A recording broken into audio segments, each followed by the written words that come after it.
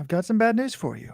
The 2022 Diamond League season is over, but it was a great season. We hope you enjoyed today's Diamond League finale, the Weltklasse Zurich meet. 3 hours of track and field action. Is it actually too much track and field? There's just one high profile event after another with no commercials. My whole life I've been complaining there's too much commercials, but this was action, event after event. Some of the highlights: Toby Amason, 12:29 meet record. Grant Holloway, our guy, gets it done in the men's hurdles. Faith Kipyegon, how incredible is she? 27.7 final 200 in a 4-flat women's race. Are you kidding me? Jakob Ingebrigtsen, world lead yet another. But hey, was that good enough to beat Jake Whiteman if he had been in that race? We'll talk about that. Shelly Ann Fraser-Price just finished off the greatest women's 100-meter season with another 10.6. This one actually was her greatest run ever, in my opinion. I'll tell you why.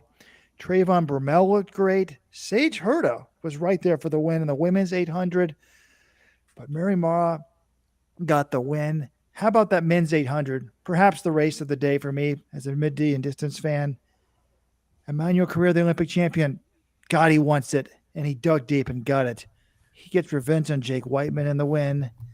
Keely Hodgkinson struggled in the women's race. I forgot about that. Noah Lyles closed out for a season for the ages. I'm sure there was other things I missed because there was 32 Diamond League champions crowned today. We'll talk about all of that and more, including is Emma Coburn done on this edition of the Let'sRun.com Track Talk podcast. Normally, the Thursday or Friday podcast is a bonus podcast for our Supporters Club members, but we're doing this one live. So if you're on YouTube or Facebook or Twitter, welcome to the show. If you don't watch regularly, you can find us on your favorite podcast player. John, before we get into this, my condolences to you as a member of the British monarchy. The beloved Queen has passed away. Well, I'm not a member of the British monarchy unless you count the 50 millionth person in line to the throne, but I appreciate your condolences, Robert. Dark day. It's just a sad day for any Brit. So, yeah, RIP to the Queen. Yep, John. I love the Queen. I mean, look, the lady was doing her job to the very end. 2 days ago, she swore in the new prime minister. I mean, think how much the world has changed since she's been around. I mean, she was fighting Hitler as a kid, essentially. Working to the very end. My condolences to the British people. I think just looking at her life just shows, one, she had an amazing life, but two, just what an amazing world we live in and, you know, how much it's changed. Yeah, it's just pretty crazy. Both my parents have never known a different monarch in their lives. So she's been around for a long time. But we're here to talk about track and field. So let's talk about the Weltklasse meet in Zurich. Should we start with this men's 800, Robert? You were excited about it. We had Emmanuel Carrere taking the win in a world leader, which was nice to see because we haven't seen a ton of fast times in the 800 this year. Granted, it was still the slowest world leader since 2007. He ran 143.26. But it was a good race. We had two guys sub 144. Carrere runs down Marco Arop and Wycliffe Kinyamal in the last 100. What do you think about this? What did you make of this, Robert? I just found it very entertaining. I mean, on the backstretch, Whiteman had put himself in a good position right around 500, and he was being aggressive. He looked like he was full of run. I thought he had a good first lap. I was watching Carrere. I really like Carrere, and I'm like, wow, he's run a lot of extra ground in this one. I thought that he was kind of running wide for the first 500, but then between 500 and 600, it was Arop. I mean, just a huge move to the lead. And then I realized the 600 meters to go. I'm like, okay, we've got the three guys I want to see. I want to see Arop. I want to see Whiteman. I want to see Carrere. And I don't know, you get to 100 meters to go and you're like, can Carrere possibly do that? And the Paula Radcliffe head bop comes out and you're like, there's too much ground to make up. But then you realize Arop's tying up a little bit and, you know, just well-deserved. I mean, the event wasn't at a real high level this year in terms of time, but this guy's pretty damn legit. I mean, He's gotten it right in the Olympics last year, the Worlds this year, and now in the Diamond League final. So, really good run for Mr. Career. And he won the Diamond League final last year. So the 4 biggest races of the last 2 years, he has won. And he has been beaten a lot. He only won 2 races all of 2021. It just happened to be the Diamond League final in the Olympics. This year he won a couple more, but he's been beaten a bunch. But he comes to play and he delivers on the biggest stages. And that's hard to do in the 800. It is hard to get your tactics right. But he does have that terrific speed, and he is able to put himself in position to use it in the biggest stage. Now, Robert, you mentioned he ran a little extra distance in this race, and I was wondering if you checked the stats on this one, because you mentioned this a couple meets ago. Some of these races in Europe now have a stat for total distance run, and I just pulled it up here for the 800 meters. According to this, now I'm a little skeptical because it's saying that Kramer, Tual, and Benjamin Robert all ran exactly 800 meters. I'm a little, that seems doubtful to me that anyone would run exactly 800 meters.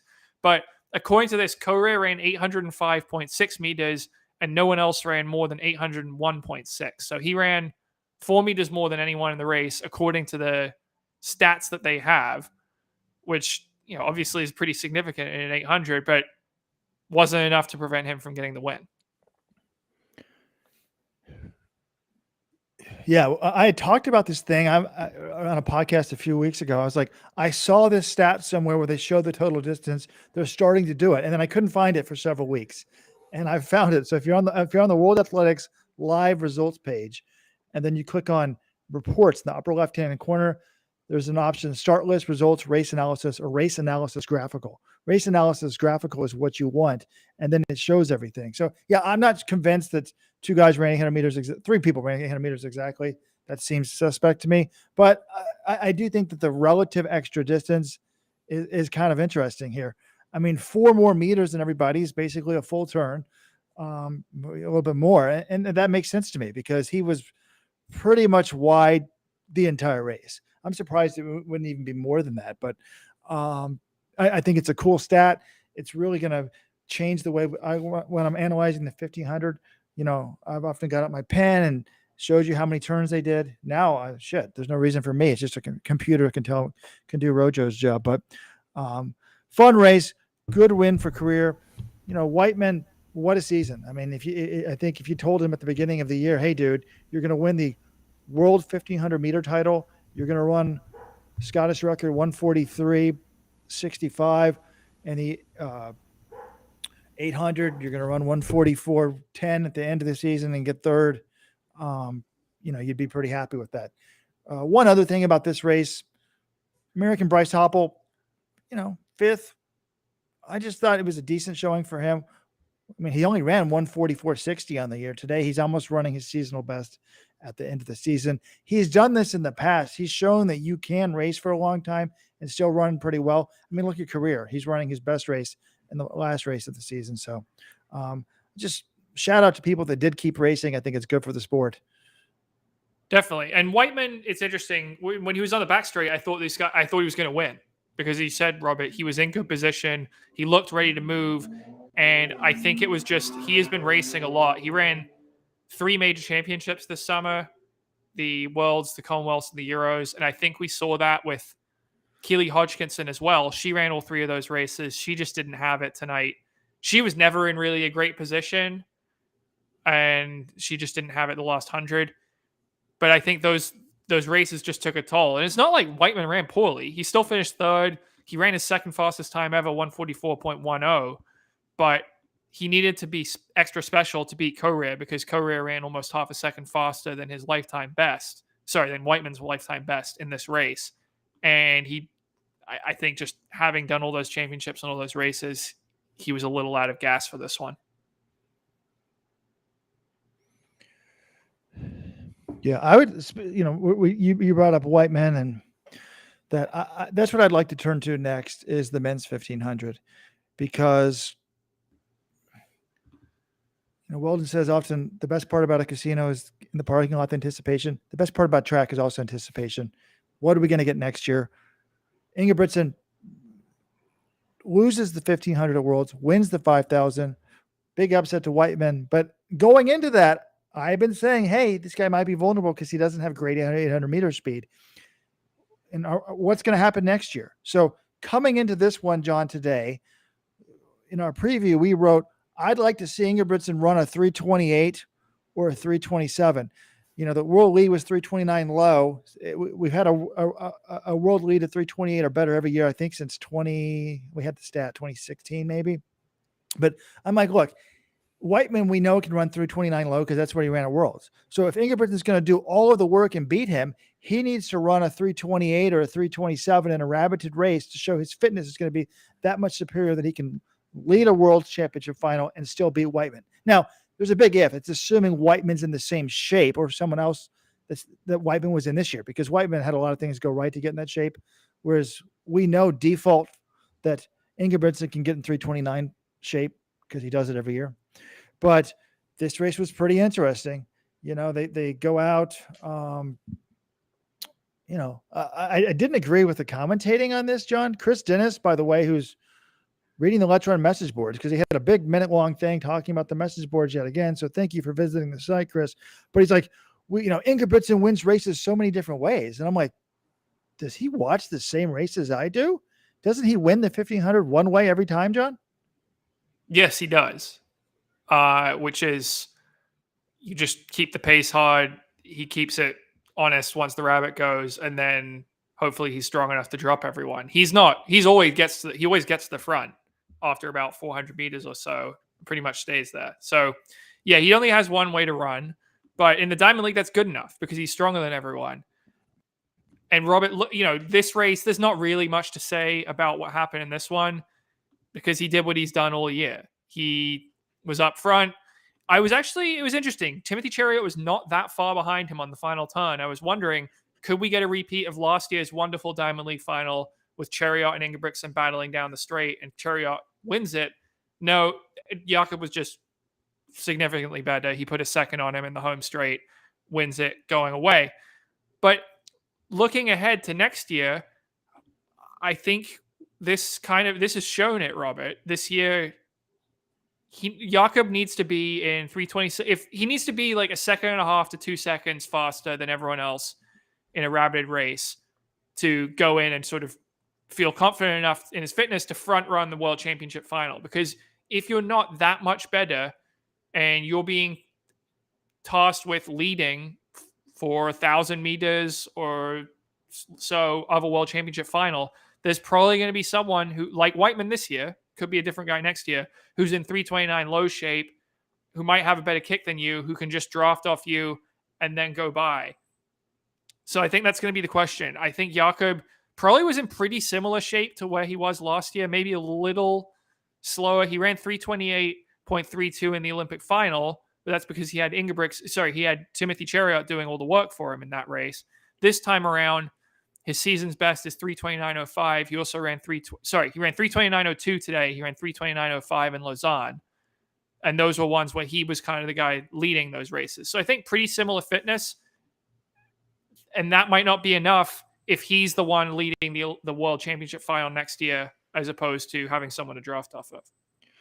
Well, I thought that this race was a little bit better than the race he ran at Worlds. And I'm pulling the splits up here, show you the splits for today versus Worlds. So those of you watching the live show, today 54.5 first 400, 151.6. At Worlds, it was 152.04. But it's very interesting here. At Worlds, they get to, it's 234.2 at the bell. Here it's 234.1 at the bell. Almost identical times.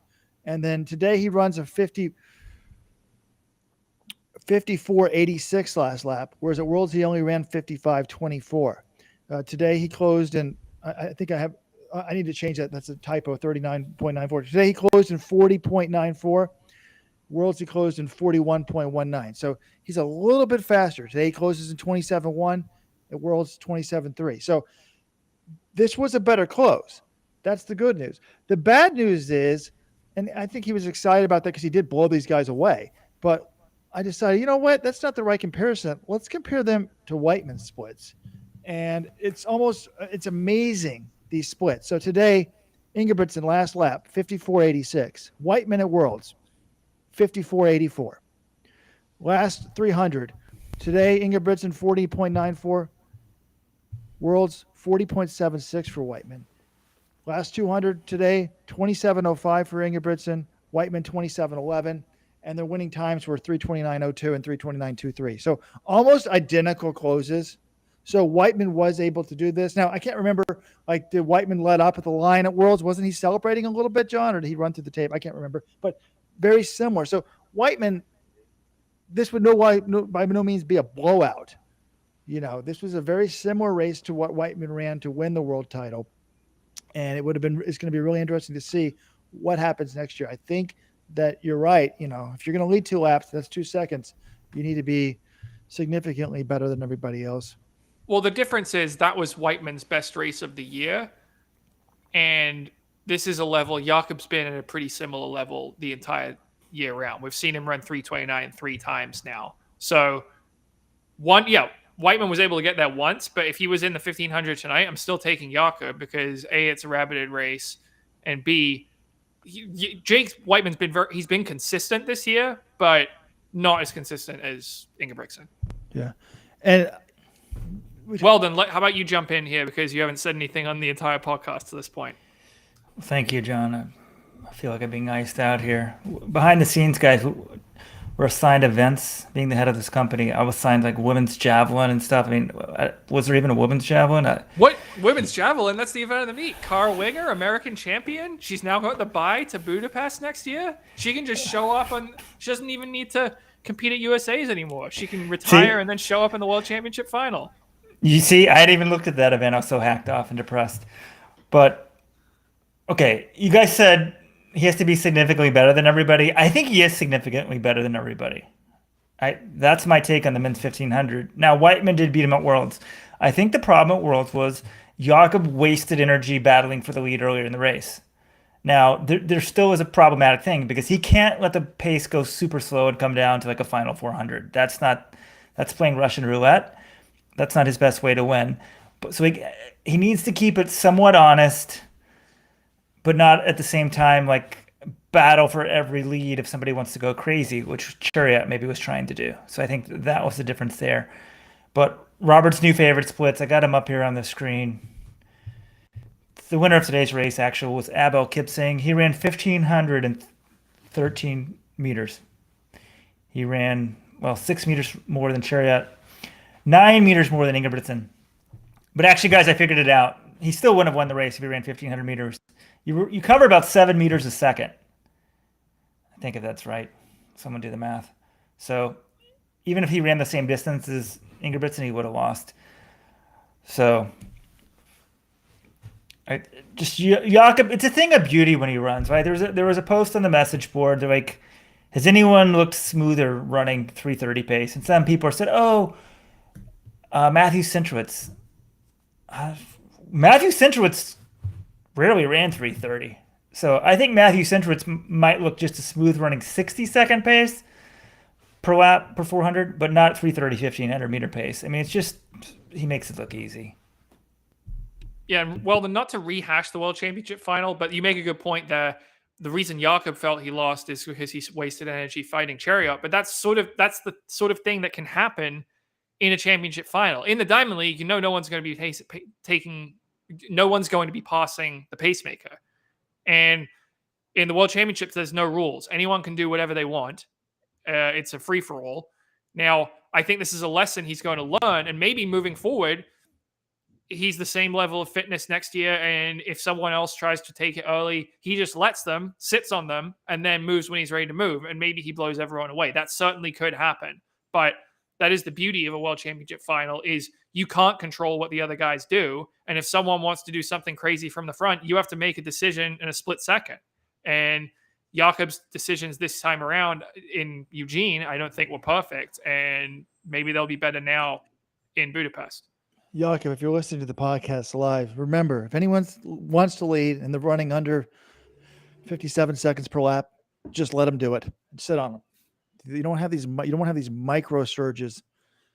You lose a lot of energy, on that front.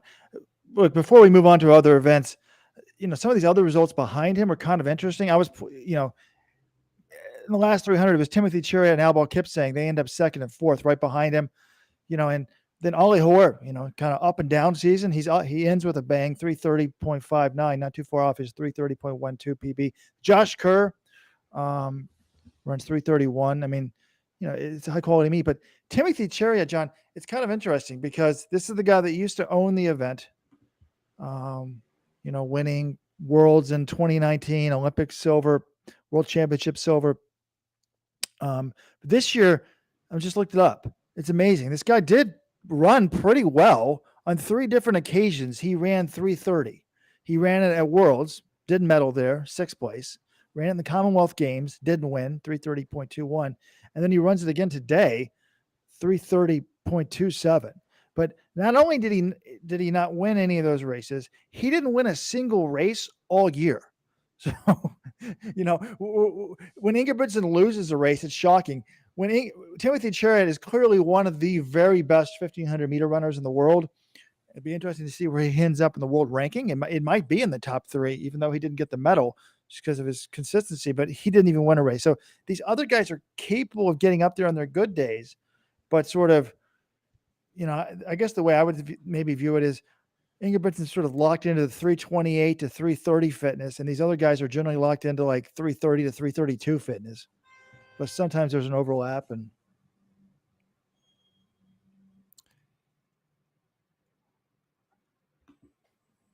all right, how about we move to the women's side? Should we go to the women's 1500 with Faith Kipyegon? It was interesting. I guess the interesting thing to me was just how freaking good Faith Kipyegon is, because we saw her win the world championships in a fast race where she just plays sit and kick. We saw her go to Monaco, go off the world record, destroy everyone, win by 8 seconds, and come just shy. She runs 330.37. And then this one, we look at the pacemaking times, and they're not particularly quick. And Robert wondered in our preview, is she just going to say screw it and go off to the world record? And she didn't. It sounded like in our post-race comments, she was a little tired at this point in the season, didn't feel like she could go for the record. So she's content just to go sit in second place for most of the race. The rest of the field defers to her because she's the best ever. They know she's the best. No one is interested in passing her.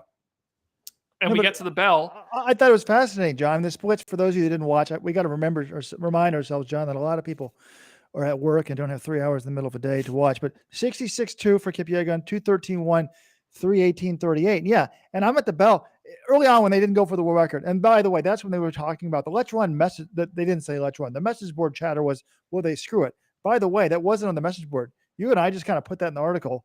But I was kind of thinking, if there's any chance she's going to go for the record, they probably would put the rabbit faster. So they must have talked to her beforehand before they set those rabbit times. But when they don't go for it, I was still intrigued by this because I've wanted Sergei to try to sit on Kipyegon for a long time, because when she doesn't, when they make it a time trial, we know what happens. So I'm like, okay, we'll see if she can kick.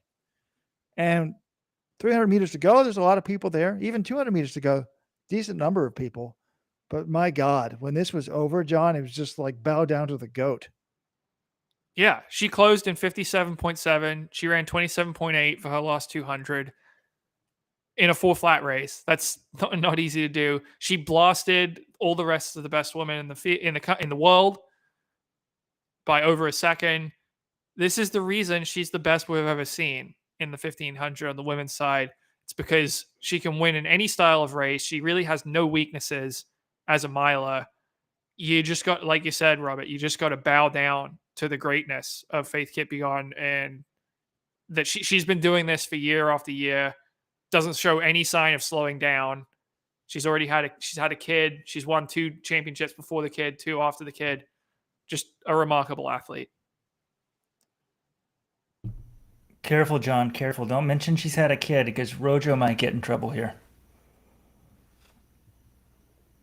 I'm trying to give him the opportunity to get in trouble. This is called baiting people, and Robert is showing restraint at the moment. I'm in charge of the website tonight and tomorrow, and while I was doing that, I came across a scientific study that's recently been published. It came out last month, and it just says that they looked at it when people have women I mean, when women have babies, I think 46% of them end up setting a PB after coming back. They looked at elite distance runners. So it's pretty common that people do well. And there was a controversial writer that saw this article as well, though, and put it very negative. Like, shouldn't we assume this is the case? But I do think it happens a lot. So she's amazing. She's an inspiration. It's all about how you phrase it. Now, beyond her, I thought it was interesting the question coming out of Brussels, Kira McGeehan, can she do it again? She runs 3:56 to win that race, takes down Deriba Weltege, Laura Muir, some of the best in the world. And she's here in this race. She kicks well. She gets up for second, 4:01. Now the times, obviously, no one really went with the rabbits, so they weren't super fast. But this shows she's for real. First and second in 2 straight Diamond Leagues. You're only losing to Faith Kipyegon. And look at the women she's beating: Ferwani Hailu, Deriba Weltege, Laura Muir, Gudaf Sagai. That was 3 through 6. All of them have run 3:56 or faster. So it's a little unfortunate for McGeehan. She didn't even get to run the World Championships this year. But she got 2 silver medals out of it, Commonwealths and Europeans. She got a big PR and a Diamond League win. She gets second in the DL final. The question, I guess, for her moving forward is, next year at age 31, is this going to be repeatable? Can she find herself in the medal mix? Because if she is in this kind of shape next year in Budapest, she will absolutely be a contender for a medal. I mean, what a week for her, right? I mean, I guess she got the silver at Europeans. Or no, Commonwealths? Both. And, well, I guess what a month for her. But even there, John, really a week. Europeans, Commonwealths, it's not this competition. And then just to run 3:56 from where 4:01 was her PB before that, I think, and then back it up with a second place finish here. I mean, she's now beaten Laura Muir twice. She made it look like this is normal. Gudaf Sagai's in this race, a well beaten 6th. So, God, it's very rare for a 30-year-old to radically change your perception of her, but she's done it in a week. Because what she did at Europeans and Commonwealths didn't do anything for me. I mean, in terms of, she's going to be a factor on the world stage. Will she, if I had to bet, will she medal at Worlds next year? Of course not. But it's pretty cool to see. Yeah, and I'll give a shout out here as well to Heather McLean. She was 7th place. So, okay, no, it's nothing crazy. But again, look at the women who beat her. The top 6 are probably the top 6 1,500 women in the world right now. There weren't a lot of top athletes skipping this race. So to finish 7th in her first Diamond League final, I think that's a pretty solid run. Great season for her off the Worlds. So I don't think that's anything to be ashamed of. Yeah, then the other American who did make the Worlds team, Corey McGee. I was thinking when that race was going slow at the beginning, John, I'm like, does she just want to take it and push it and try to break 4? Because her PB is still stuck at 4:34.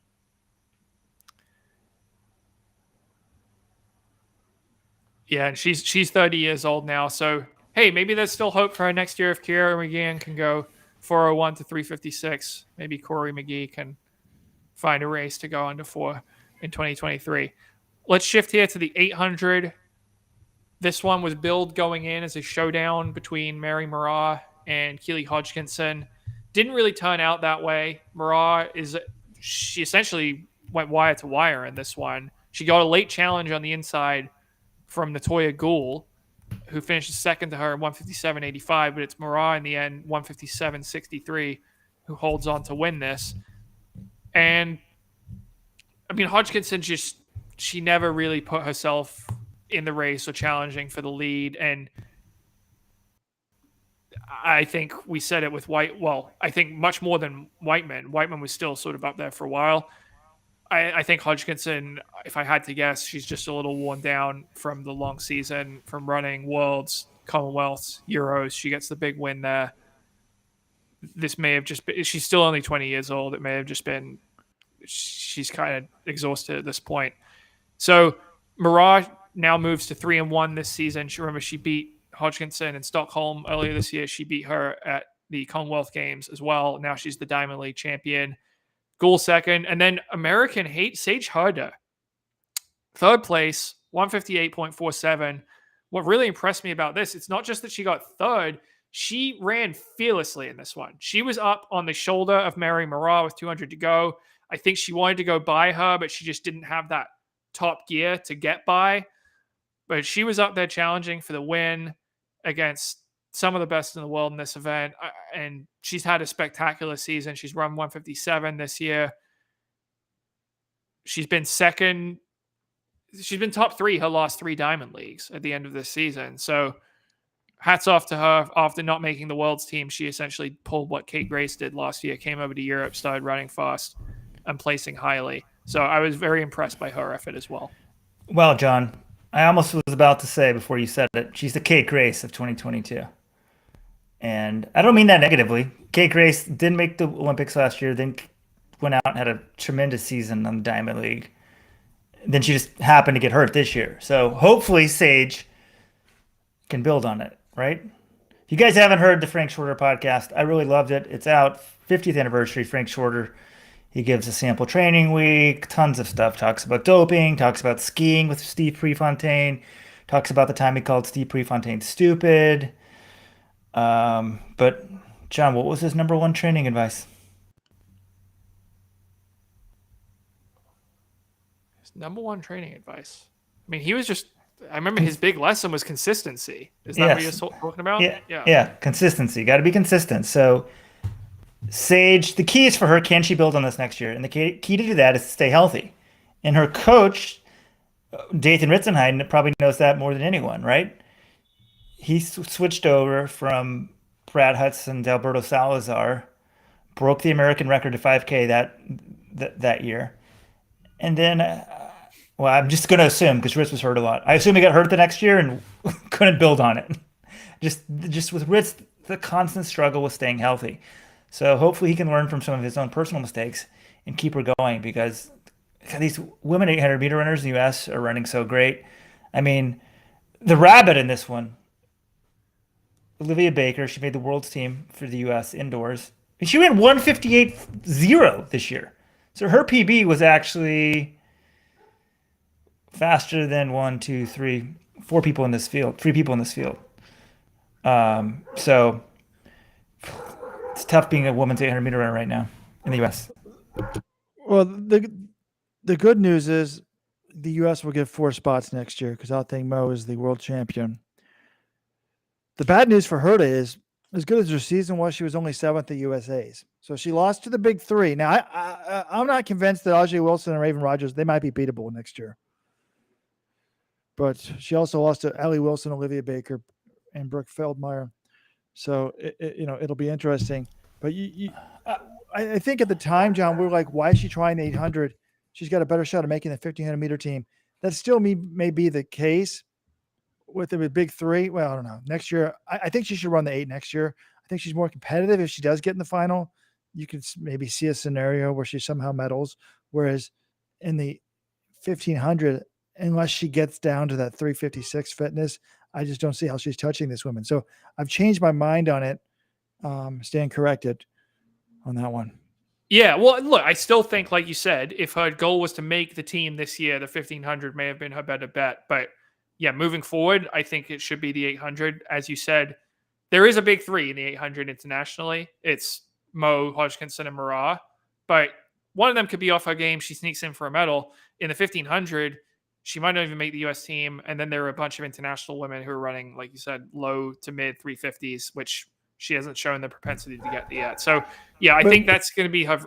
She should run the 800 next year. It'll still be tough to make the U.S. team, but having 4 spots goes a long way towards helping her. It's really going to be interesting next year, though. Like, we know Sage is going to have a fire in her. She's never made a world's team. This is a big year for her. She's super excited. But we don't know that about these the big 3. I think Mo's won 2 back-to-back world titles. I don't think her fitness was this year was as good as it was in the Olympics. Is she still going to be motivated? She clearly doesn't love racing. She hasn't been out in the circuit, enjoying Europe, getting to know that. You don't know Ajay Wilson's been a little bit inconsistent to me. And then Raven Rogers, I mean, if anything was going to motivate her, you think it'd be the home worlds. And maybe that was too much pressure. Maybe they come back a little bit disappointed. That gets the fire going. But, you've got to be motivated to want to be good. By the way, just popped into my head. Someone write this down. Someone listening, Supporters Club member, remind me of this. I want to ask Dathan Ritzenheim the next time I interview him, did Alberto Salazar ever give you a massage? I want to ask Kara Goucher, did Alberto Salazar ever give you a massage? John's shaking his head. These are important journalistic questions because we talk about getting healthy and staying healthy. Well, guess what? A little testo boost rubbed into your legs when you give help me out with old massage's name, the night off. That would be interesting to know. Please. Anyway, I have a new theory or a new thing for the sport. You no longer get the bye for just being the world champion. You got to run some other Diamond League meets, otherwise your bye is taken away. There needs to be minimum standards. I'm sorry. We need these people competing. We've not seen a thing Mo since Worlds, correct? Or did she run? She ran one meet, right? Nope, we haven't seen it since Worlds. Great idea, Weldon. That's a great idea. I think they should get rid of the buys just in general. I'm going to make them run they want to talk about meets. Like, this was the best World's ratings in America ever, I think. But the World's ratings are dwarfed by what? Olympic trials ratings. The U.S. championship ratings are even higher. So it's a big meet for Americans. Get rid of it. And even maybe like the auto qualifying standards, they don't count if you're not running so many meets. I'm sorry. I guess, yeah, make people compete. I see how they want to put emphasis on the world rankings. I want the U.S. championship still to mean something, so that somewhat conflicts with this. But I want big meets to matter. And right now, there's only really one meet for some of these people that they care about. I mean, our sport, it's just so weird, right? Like, Sydney McLaughlin, great season. One race after Worlds. I think Mo, no races after Worlds. Now, if you're hurt, it's a different thing, but fine. Then take away the bye. There's minimum standards to be on the PGA Tour, to be on the WTA, this other stuff. I mean, the actual tennis rankings are heavily dependent. I think you have to compete 15 times a year. It's a lot. So, whereas track, it's just with all these fly-by-night meets, a lot of them are treated equally. So, take away the bye. If you're not running a couple Diamond League meets, I'm sorry. And not only that, I think that they should. What about this idea? And it wouldn't really apply to thing Mo, but you get your lane assignment based on your world ranking. So if you get the better world ranking, you get the better lane. Doesn't matter how fast. It doesn't matter what your name is. What do you mean, for the final or what? Like the Diamond League 200. I approve of that. When you show up in the regular season. So they're going to throw Sydney McLaughlin in like lane 1? That would be awesome. Well, no, because her ranking still is high enough. She's still number 2, I think. But yeah, that's a small carrot. So who knows how much of a difference it makes. But I'm on board with that. Okay. But also, I mean, my idea for the hurdles is going to take off next year. You randomly place the hurdles at various distances. That's one of the dumbest ideas I've ever heard. I think you do it for one meet a year. And the problem is there might be like Sydney McLaughlin will probably just skip that meet, but it would be fun. She already showed she's very good at this. That one meet this year, the hurdle was at the wrong place, and she ran a world leader. So this would be good. If somebody gets injured, I'm not responsible, and please don't sue me. What about doing what they did back in the day? I didn't realize. I believe the hurdles were immovable. It was like steeplechase hurdles back in the day, so they didn't used to have hurdles that fell over. So maybe there's no lanes either. You break for lane 1. That might be too dangerous. That sounds like a great way to get injured. Yeah, everyone in that race is going to get hurt. Okay, let's talk about a race with barriers that are removable. It's the men's steeplechase. I don't think we need to spend a ton of time on these steeples. Soufiane El Bakkali took over with about 5:50 to go. Crushed everyone. He was celebrating around the final meters. Getnet Wally did put up a fight on the back straight and coming into the final turn, but he was losing ground on every hurdle to El Bakkali. El Bakkali just looked very smooth, never challenged over the barriers. So he wins this one easily, completes the undefeated season. The interesting thing I took away from this race is El Bakkali, he's clearly been the best in the world the last 2 years. He's only lost one race in that span. But this was his first Diamond League title.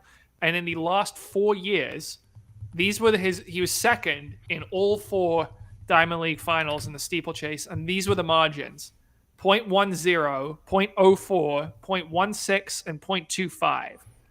So he had come agonizingly close 4 straight years in the final. This one, he wins it.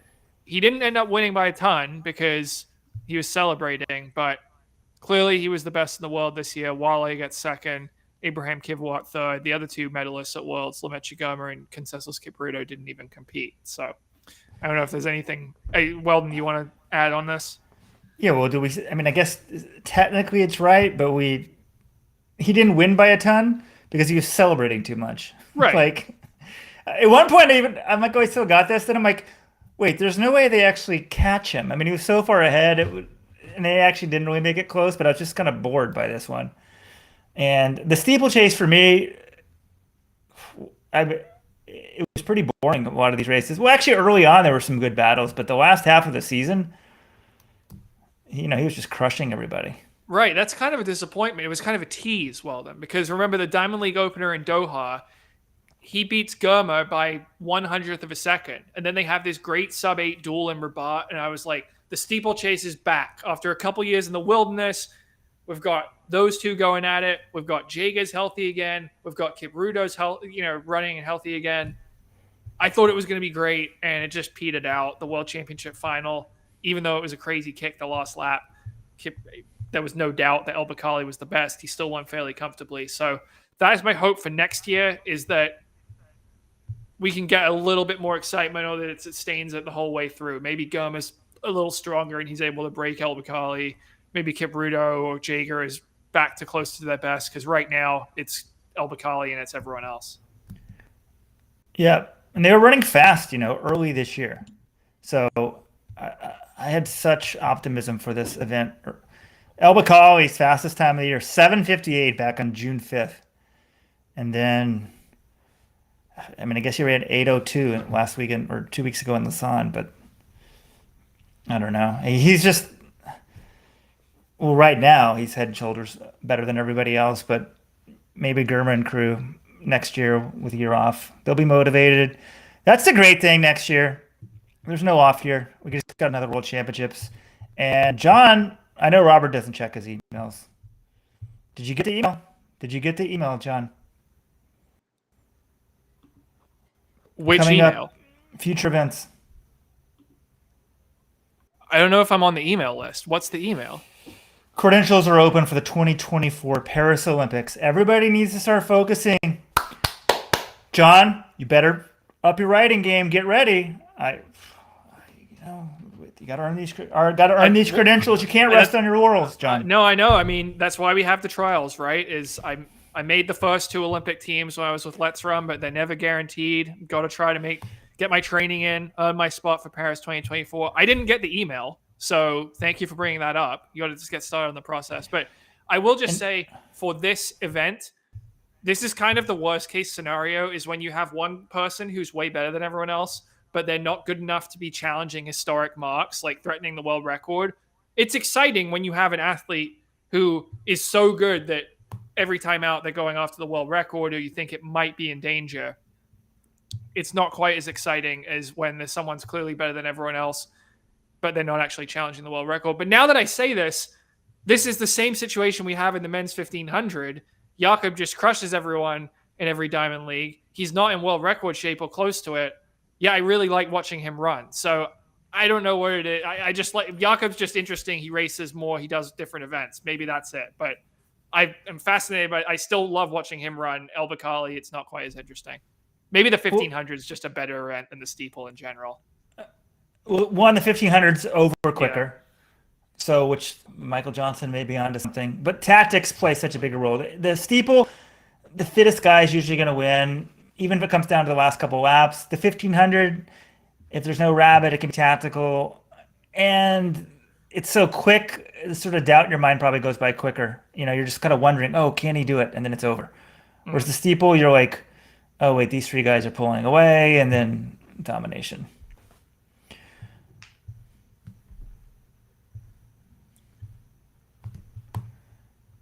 Okay, looking at the women's steeplechase again. I guess I said we didn't have to spend that much time on the men's steeple. We found we found a way to make it interesting. We did what Robert sometimes says. We made a boring sport interesting. I think we did that for the men's steeple. The women's steeple. This looked like it was going to be Winfried Yavi's race. But the same thing happened to her as happened at the World Championships. She was in contention. She had a horrible final water jump. Ends up off the medal stand. This one, she was leading for the last couple laps, and she loses a little momentum, stumbles a bit, doesn't wipe out, but doesn't stick the landing either, coming off the final hurdle. That opens the gap for Workua Getachew, who is a 156 800 runner and may have caught her anyway over the final barrier. She wins it, 9:03.57. Yavi, 9:04.47. Faith Cheritich of Kenya gets a personal best in third, 9:06.14. And then Emma Coburn, going to have to be disappointed about this one. Now, she said in Brussels last week she had a back injury, so middle of the race. That's why she didn't finish strongly. I'm wondering if the same thing happened here, because she was up there with the leaders with 2 laps to go, and she ended up running 9:20. She was more than 16 seconds behind the winner at the end of this one. Now, when she took over the lead after the rabbit dropped off, she slowed it down. They were 3:01 for the first K and then 3:07 for the second kilometer. So maybe she wasn't feeling it. Maybe the back tightened up or something, but that's a disappointing end to her campaign for Emma Coburn, for what has been a pretty frustrating campaign for her. John, I'm glad you gave her an out. I forgot about the injury, but this season's been disappointing because I was going somewhere else. Is she done? Are her best days behind her? I mean, I guess you can still compete and maybe even make another Olympic team. It doesn't mean you're done, but I've been in denial about Evan Jager being done, and I think Evan Jager's been done for about 3 or 4 years. So I guess a nice way to put it is, will Emma Coburn ever run a PR again? I don't think she'll ever run a PR again, but I don't think that means she's done. She did. Now, look, she ran 9:07 in Monaco on August 10th. That's not a PR, but it's only 5 seconds off her PR. It's faster than she ran last year, and last year we thought she was still ready to do something at the Olympics. At the U.S. Championships this year, she ran 9:10 in a championship race. She said that she thought that was probably the best she's ever run at a U.S. championship. So, no, I'm not willing to say she's done, but obviously the last 2 years, this has been a woman who always brings her best in the biggest races. That was what she was known for. She medaled in 2016, 2017, 2019. You could count on her. And that consistency's gone. You can't count on Emma Coburn anymore. I think she can still maybe reach the highest level, but it's not the guarantee that it was a few years ago. Look, it was a weird year for her. I mean, last year she just doesn't show up in the Olympic final. This year, she says her training's never been better, but she doesn't run that fast at Prix, but she runs great at USA's. She does run that 9:07 in Monaco. What was that, 3rd or 4th? That's actually her 7th best race of her life, her fastest race. But to be competitive now, you need to be in that low 9-minute range. You know, and she's run that 9:02. And I think when she ran that, she was probably in sub-9 shape or something close to it. And she never showed it. And I was wondering, like, has the event moved her by? Like, look at these stats that I came up with. The number of sub-9-minute performers this year, 4. It's a record. The most before that was 3 in 2017. Actually, do you guys remember? And then the number of 9-10 performers, there's 13 this year. That's also a record. There was 10 last year. Back in 2017, there was 3 and 8 of those two numbers, 3 sub-9s, 8 sub-10s. I mentioned 2017 because even though there was 3 sub-9 people, the winner of the gold medal was Emma Coburn. So in the past, some of these other women haven't gotten their peaks right. Emma has gotten her peak right, but it's like right now she just looks completely uncompetitive. I mean, I guess, you know, the way I view this event is that even if she gets back into, I think if she got back into her old form where she's in low 9-minute range, I still think that is competitive. It may not medal, but it's not going to have her finish, 8th. But we've seen a lot of eighths from her in her career. I mean, she was eighth in 2011, eighth in 2012, eighth this year, and had that good run. She's getting older. I am pleased though that she says the training went well. She changed some things up. Maybe she's learned some things. She kept racing, trying to find it. Like I think that she still has the fire. It looks like that's big at this age, motivation. So I'm not willing to say she's done, but we're gonna have to have another. We're gonna have to see, I think, a career best fitness for Emma Coburn to really be competitive in this event, particularly if World Athletics is going to let intersex athletes run in it.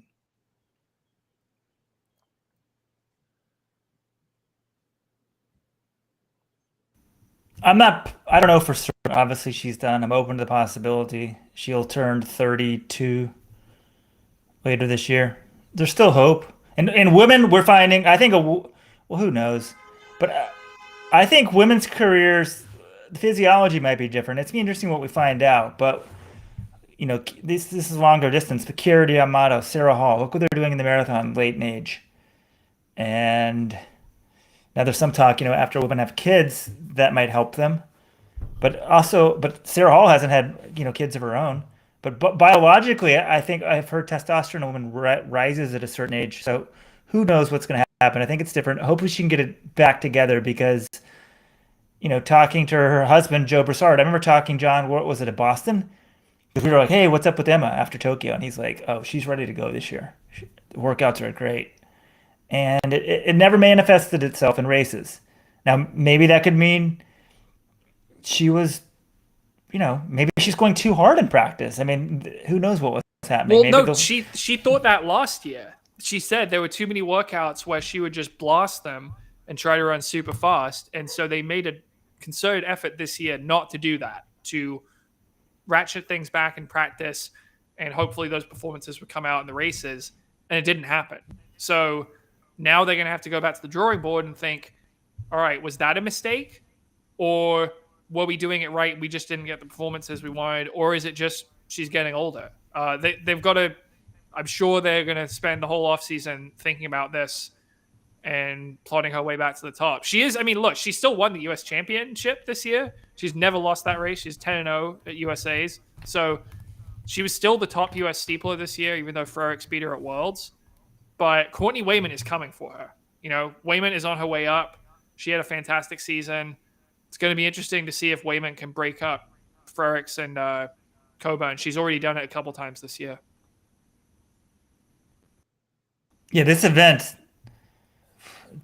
it's changing for sure in the U.S. perspective. I mean, last year, Courtney Frerichs I love that Tokyo race. I mean, she ended up with the silver, but my God, it was a thing of beauty. She ran, just put herself out there like, I want to be the Olympic champion.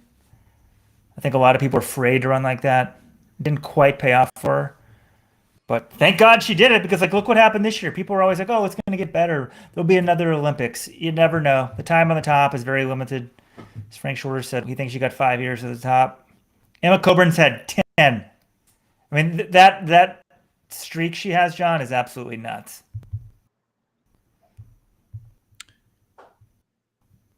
All right, that's the steeple. So we covered all the distance events.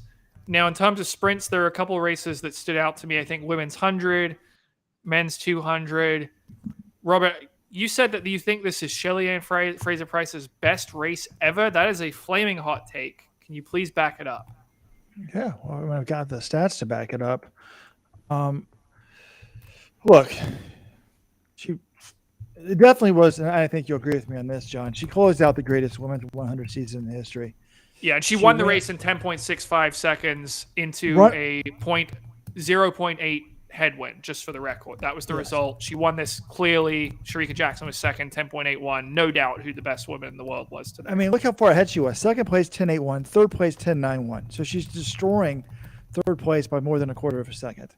It was super, super impressive. This is a record 7 sub-10 showing.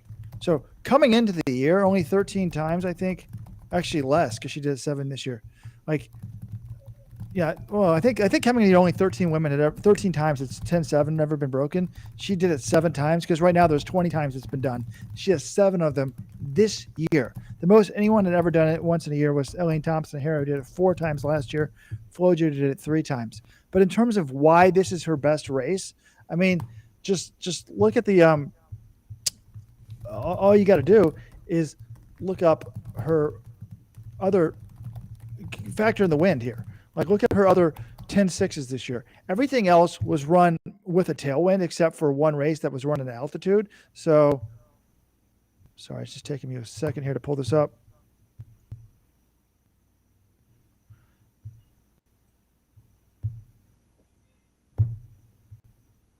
But so Kip Cano Classic, that was 10-6-7. So that's at altitude, and it's a less wind than this. It's a negative 0.4. But her other 10-6-7 with a positive 0.5, 10-6-6 positive 0.5, 10-6-7 positive 0.8, 10-6-7 positive 1.3. Even at Worlds, it was 10-6-7 positive 0.8, 10-6-2 positive 0.4, and then 10-7-4 in Brussels when she got beat, and then today. So this was just use the wind altitude conversion. This converts to a 10-6-1 with 0 wind. Nothing else in her performance this year results to a 10-6-1 with 0 wind. And what's interesting is if you give her the 2.0 legal tailwind, this drops down to 10.50. So if she had a 2.0 tailwind, theoretically she would have run 10.5 today. Not 10.59, 10.50. So I think she's in amazing form. And I don't know if something can be set up or if she'd be interested in this, go in Jamaica or something. Mexico City, baby. What have we been saying for the last few weeks? Just even if she doesn't get the world record, just to get the 10.5. She really wants to see that. She's getting older. We don't know what's going to be next year. There was an article in the Jamaican paper. I don't think we put this up on the homepage, but said she was originally had declined this meet and said she wasn't coming because she wanted to see her son's first day of school. But then something happened with his school schedule and it was changed, so she decided to come to the meet. So she's in amazing form to be running this well. I think she really wanted that 10.5. She ran through the line, and just these headwinds. I think there were some amazing performances today, and these headwinds sort of dampened these times. Grant Holloway, as well as Noah Lyles. I think all ran pretty good races. But when you're running into a headwind instead of a tailwind, the time's not quite as impressive as it normally would be. Robert, do we know, was her son's first day of school delayed because she could run the Diamond League final? I want to know this because she is like a national hero there. I could see them doing that. I think that would be crazy. Yeah, John, I just wanted to extend a big thank you to Jamaica, the education department there in the school for phoning. Because honestly, I heard someone was talking about their kid's school, and they're like, I heard the amusement park lobby in some state, push to have schools in certain states start after Labor Day, so the amusement parks could stay open later. And I'm like, if the Jamaicans push back school so she could run this meet, God bless them. Well, we need more of that. We need more of that. I didn't want to pay for the Jamaican Gleaner article that had the details, but all in the game on YouTube says that they did change the school so she could compete. I mean, it's probably pre-K or kindergarten. The kid's young, so let mom get an extra $30,000. Maybe give the school 10 of it just for the extra delay or two. Yeah, and also like with everybody skipping the Diamond League. Okay, I know Sidney McLaughlin makes millions, and I think you can get appearance fees too, right? But track and field athletes compared to other athletes don't get paid that much. You think some of them, even if they usually get appearance fees, and like, well, I'm not going to give you the big appearance fee. I want you to come for the $30,000. You think $30,000 might be worth it for some of these guys? They're not going to be around that long. I don't know. You're a Michael Norman. What are you getting paid? I'm with you, Weldon. I think that's a pretty nice carrot, but $30,000 still $30,000. Even if he's making, I really doubt he's making 7 figures, but mid sixes, still $30,000. Like, it's not like it's some NFL guy who's making $2 million or $5 million and $30,000. Is like, I'd rather stay at home and watch YouTube or something. But Robert, just to follow up, or Weldon, were you going to finish the point here? Go ahead. Yeah, to follow up on Robert's point about this being the best run of Shelly Ann's career, I do agree with you because of the data you cited. The previous best was that 10.62 in Monaco. That was a plus 0.4 wind. That adjusts to 10.64. So 10.61, that's 0.03 of a second faster. The only adjusted times in history faster, and this is according to Track and Field News, are Flojo's 10.49. Now, I think we can all just throw that out because of the wind, because there was definitely not a 0-0 wind, and you're not going to adjust that correctly. The other two times that are faster in history, performances. Elaine Thompson-Herah in Tokyo last year, she ran 10.61. That was into a negative 0.6. So that adjusts to 10.57. And then Thompson-Herah at the pre-classic last year when she ran 10.54. That was with a 0.9 tailwind. That adjusts to 10.60. So those two runs by Thompson-Herah last year are the only ones, when adjusted for weather and altitude, that are better than what we saw today from Shelly-Ann Fraser-Pryce. John, is Paul Glover agent? He is, yes. Okay, we got to get the texting out. Does anyone know if there's still a good track in Mexico City? We got to get this down on now. It's got to be like next week. The school's got to be delayed another week. How do we know what that's going to be next year? Seriously, we should have been planning this. We'll crowdfund like $1 million. We always say that. But if we reach out to Paul today and say, Paul, $1 million by next Sunday, can it happen? Well, yeah, if you raise $1 million, then you have to. That's like a movie script. That we have to raise $1 million to see if she can break the world record. This will be a good question thing. Our ability to do that. Ours, no. Other like the blockchain's supposed to be the next thing. They need like contingent crowdfunding, and so it's on the blockchain, and then it's all there, and none of the credit card things go through, but somehow we know it's going to go through, and we say we'll charge your card if we raise the $1 million, otherwise we don't. Isn't that's just like crowdfunding on their websites that already exist for that? I don't think. I know blockchain or anything like that. No, you got to get the blockchain just for funding. Some VCs just throw some money, waste some advertising. FanDuel, you could be the official sponsor, or hey, DraftKings. I'm not going to say which one I like better. I can start my Sprint website when I start my GoFundMe fundraiser for it. Plus, Paul Dill owes us because the Grand Hallway exhibition race. I mean, Devon Allen exhibition race never took place in Eugene. So we can also fly in Devon Allen from the Philadelphia Eagles practice squad for this. But one final thing on this race, because it also shows how close these people are. But if I put up this graphic, it's just to finish overhead shot of the women's 100-meter finish. I mean, I guess we could do the math here. But she won by 0.16. And it's not that many meters. I mean, like watching, I guess someone could do the math, right? You win by maybe like 2 meters. And it's just, I don't know, it's amazingly, Sha'Carri Richardson dead last in this one. But she's probably 6 meters back. I don't know. I'll have to figure out the math on that one. But the other, should we move on from this race? The other big race is the men's and women's 200 meters. Did you guys get the same impression I did on this one? That somehow the announcers were thinking that the world records could be challenged? That's what they were suggesting, because I think both Shericka Jackson and Noah Lyles had talked about the world record in the lead up to these meets. So that's why they had their thoughts about it. And then the way they were calling it, here's the thing. They were winning by, both of these athletes were winning by so much that I was thinking, I didn't think the world record was going to go, but when they crossed the finish line, I was like, this time is going to be ridiculously fast. And I was certainly a little, Shericka Jackson ran great, but I was looking at it, I'm like, wow, she won by a ton. She had to have won by half a second. Like, this is going to be super, super fast. Well, she did win by more than half a second, but the problem is no one else in this race ran very fast at all. So it was a little misleading. She runs 28.80. Second place was Gabby Thomas in 22.38. That's not normally a time that takes second in the Diamond League final. So I feel like that threw everything off. Is the other runners were actually so slow that Jackson, which let's say this was a very impressive double. She runs 10.81 in the 100, comes back and runs 21.8 in the 200. Kudos to her. But everyone else being a little slow threw off how fast I thought this race was. For sure, but I mean, man, she smoked them. And I mean, she's made to run the 200. That's my big takeaway for this year. She was a 400-meter runner till last year. Got the bronze at the Olympics last year in the 100. And you think, okay, well, then she's perfectly made for the 200. Correct, she is. Fred Curley's the same, 400 than 100. You think he'd be good at the 200? He's not. He's a 100-meter runner.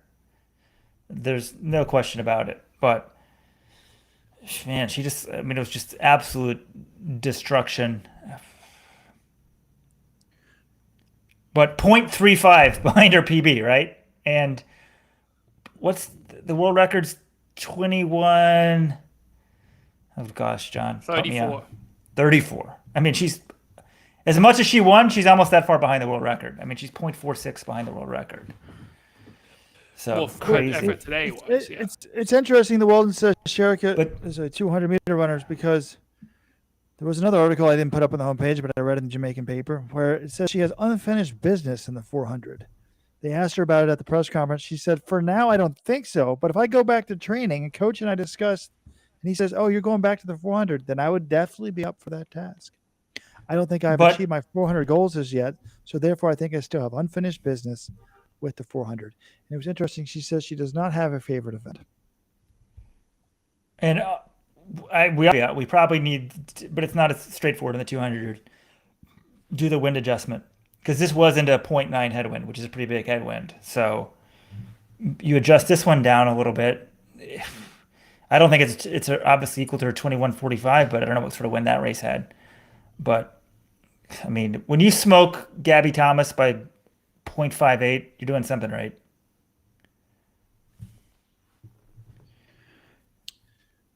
You guys were talking about big margin. Robert, you want to go ahead? Yeah, just a side point. John, you're the track and field historian. Has the Diamond League always been? Did it used to be a points race at the beginning when it started? When did it start becoming? You used to get rewarded for your points in the whole season, and then there was more points in the final race, but you got the money.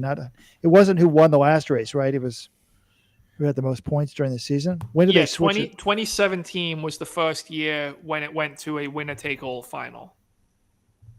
Okay, because I had noticed that, but maybe this is different. I was like wondering if they're trying to just reduce the money, because I was on some webpage, 2011, the cash prize.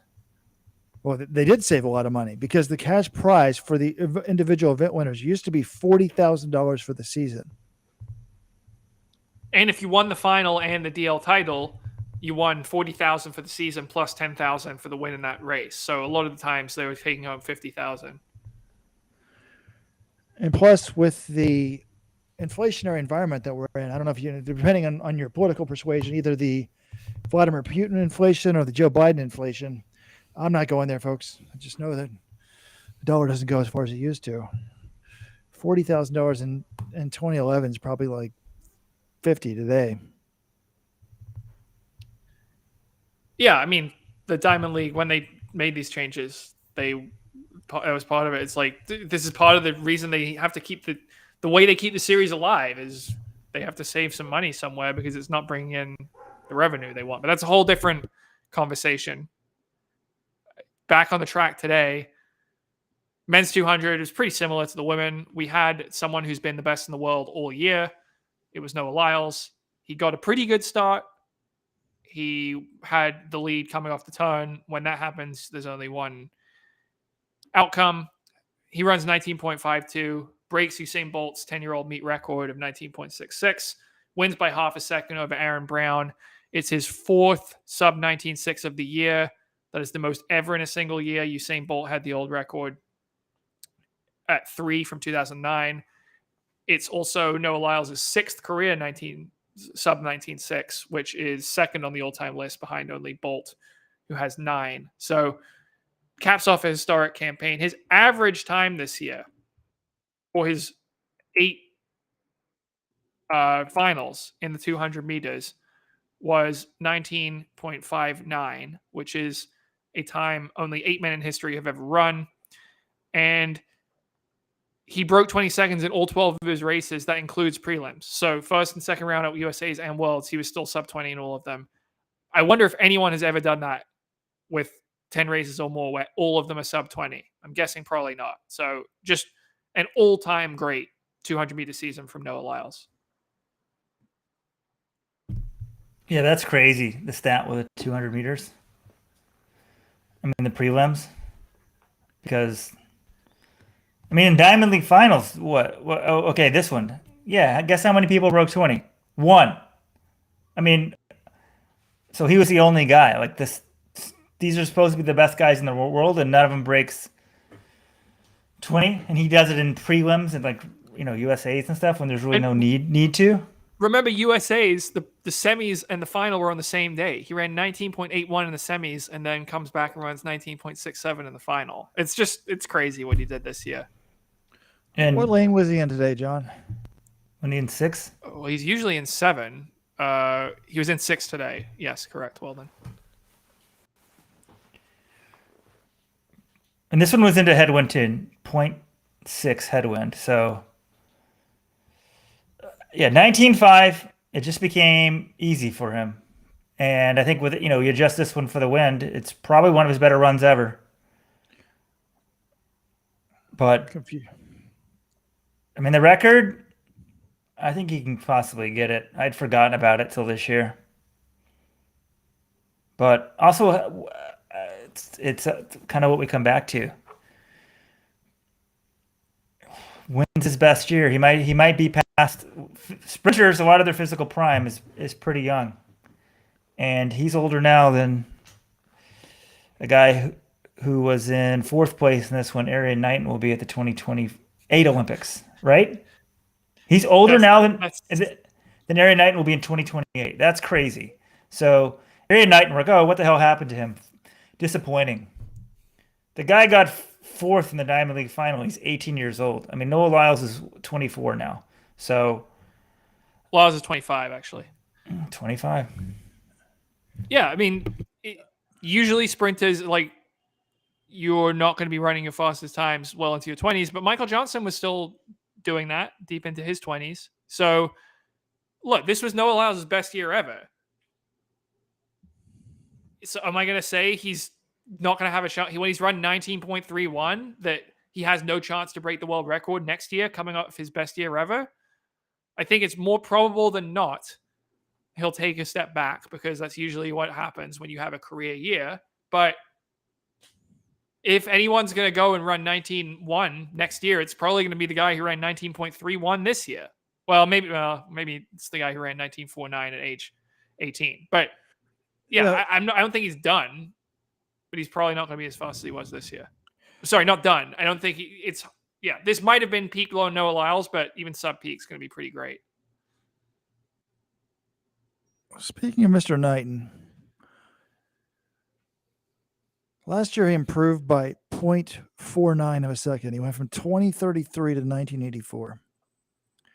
This year he improved by 0.35 of a second from 1984 to 1949. So it went from 4.7 to 3.5. So if we go down by another 0.12 next year, he will improve by 0.33.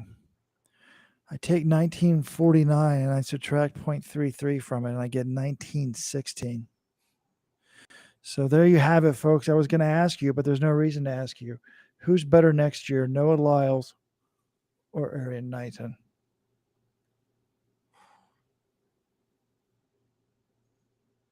I think this is totally unfair to Noah Lyles because he just had one of the greatest 200 seasons ever, but I think it might be Knighton.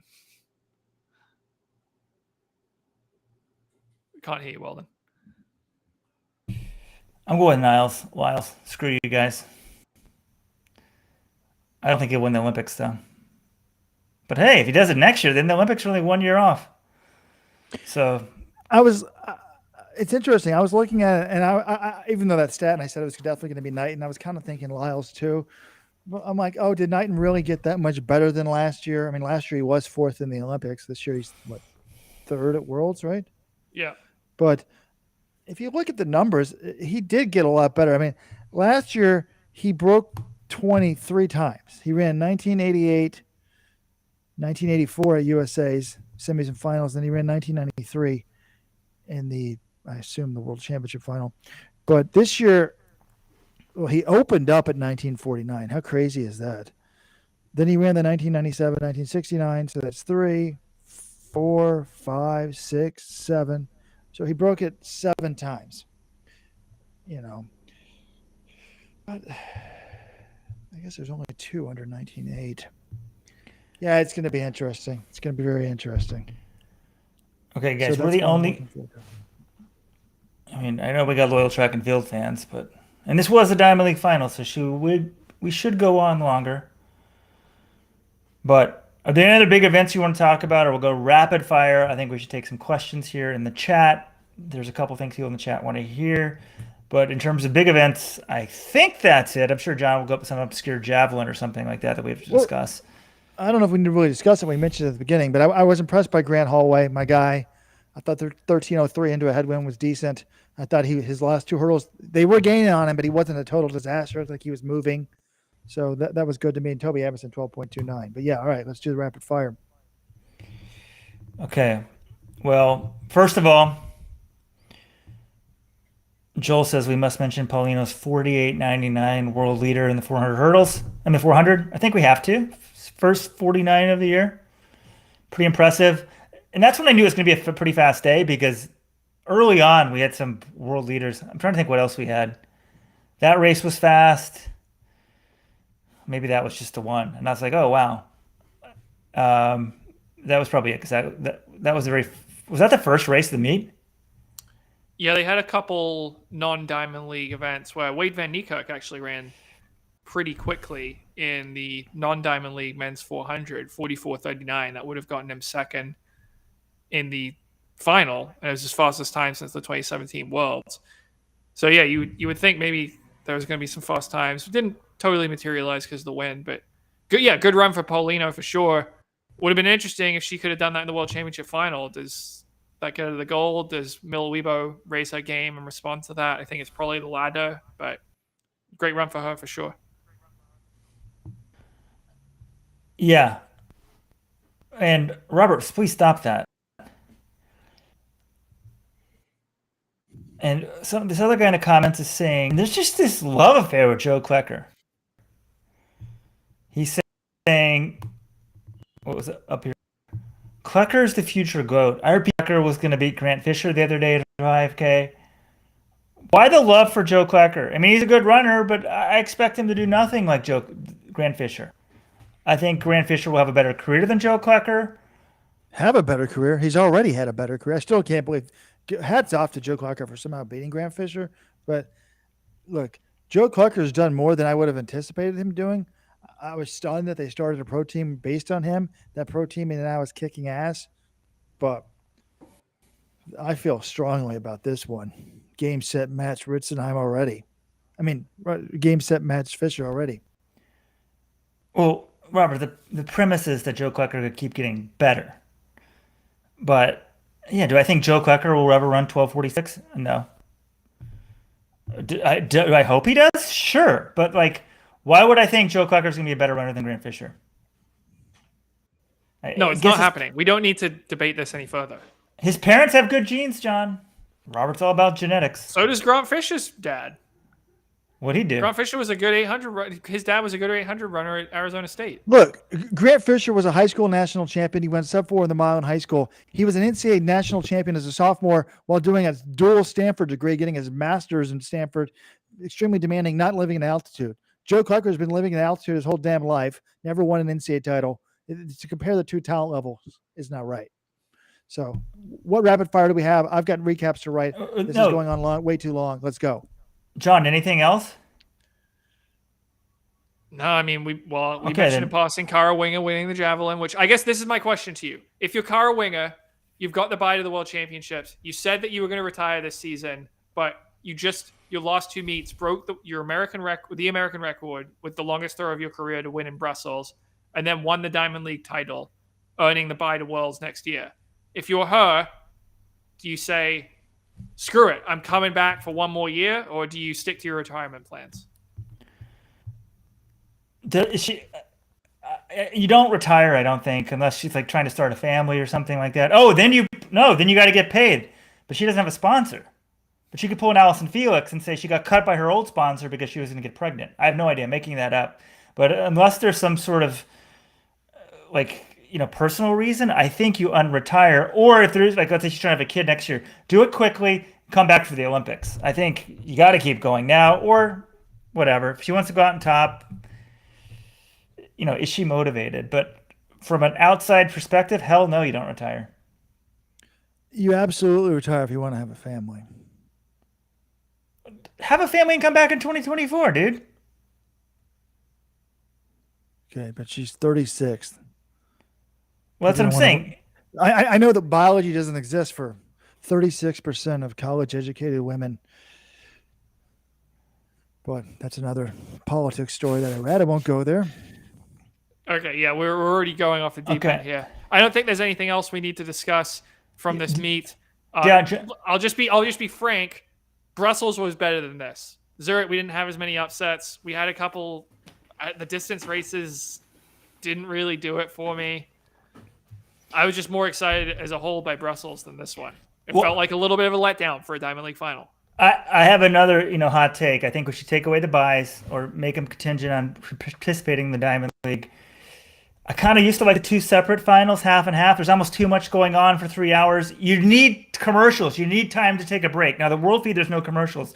NBC or somebody could put in a commercial, but outside of soccer, which I guess is very popular, there's always commercials.